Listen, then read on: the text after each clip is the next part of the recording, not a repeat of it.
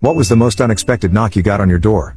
1. Probably the gentleman dressed as an electricity company engineer who was holding a clipboard as my wife opened the door to him. On the back of the board, facing towards her, was a large type printed message: "I am an undercover police officer and we will shortly be carrying out an armed operation. Please lock your doors and stay within your premises until the operation has been completed." Whilst he talked with my wife about whether we had been affected by any outages or something, he made motions at the board with his head until she nodded. 10 minutes later we heard an almighty row as a large number of armed officers. Note, we're in the UK. We really don't see this sort of thing very often. Run down the road to a takeaway a few doors down, where it turned out they were employing/housing victims of human trafficking.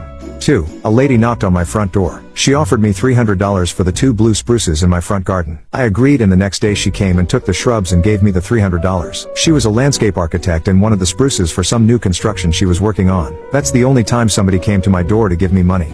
3. We once got a knock on our door at about 2 a.m. My husband opened the door to a drunk teenage boy who demanded to see our son. When we asked why, he insisted that he had seen my son's truck parked at his girlfriend's house about an hour previously, and had driven around the neighborhood until he found it parked in front of our house. He wanted to confront our son for sleeping with his girlfriend. Our son was 6 at the time and of course asleep in bed. The truck the guy had tracked down was mine, and hadn't been out of the driveway for 2 days. We ended up having to call the police to remove him, as he refused to leave until he saw our son, and we weren't about to allow that to happen. He was arrested for underage drinking and trespassing. 4. For 10 years I lived in a very poor, crime-ridden area of town. No one really bothered me, but there were a lot of murders and robberies around my house. I was surprised by someone knocking at my door at 10:00 a.m. on a weekday. People only came to my house after calling in advance, not wanting to come over unless I was there. I opened the door and there was a man. He asked me if Javon still lived there. They were friends. He was a person of color and I am white. I told him no. He asked me if I was sure. I said yes. He walked away. It was a ploy to knock on doors to see if anyone was home during the day and rob the house. I called the police and they said they would check. I told my wife and she was concerned. We went through the day without much happening. I had to work night shift that night. I left for work at 6:20 p.m. 10 minutes after I had left there was another knock at the door. My wife looked through the blinds and saw it was the same guy from earlier. She is a former Marine. She went in the bedroom and got her .380 pistol. We have a security door. She opened the door and he started another baloney story. She pointed the gun at him and told him to get down on the ground. Then she called the police. They came and he had several warrants for robbery, rape and other crimes. That was an unexpected knock. Twice.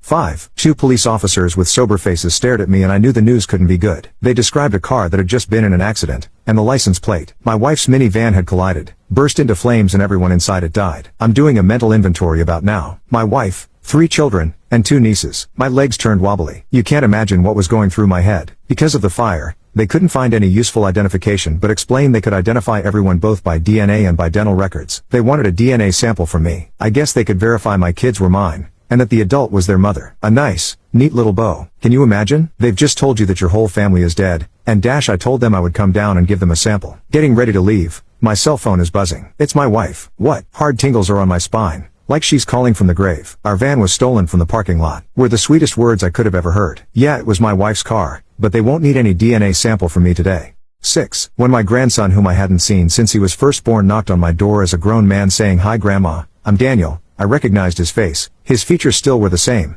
and I had a spare few pictures of him as he was growing up. I'm sure the look on my face showed both astonishments and much love. And the first shocked words that came from my mouth was, "How did you ever find us?" Needless to say, it was a joyful meeting and he spent the night at our apartment, and before he left I cooked one of the biggest breakfasts ever, and upon his departure I packed food, snacks and cold drinks in a cooler and shed many happy tears to know that after all of the years we weren't connected, he didn't grow up thinking he was not loved or wanted. Daniel was traveling to Tennessee to start a new job, and contacted our son to get our address. His mom and dad were divorced. It's a memory that I'll never forget. 7. 2 weeks after we brought our daughter home from the hospital, Child Services was called on us. We never found out who called or why. When I opened the door to find a woman who identified herself as a caseworker for DSS though, I was definitely taken aback. She did a walkthrough of the house, asked us to show her the nursery, and we also showed her the bassinet we had set up in our bedroom. She made notes as she was walking through, then explained to us she would be doing a surprise visit sometime in the next 2 weeks. I thought to myself that the first visit was a surprise enough. About a week and a half later she came back, walked through again, then told me she doesn't know why she was called, as it was obvious to her our baby was well cared for. She thanked us for our time,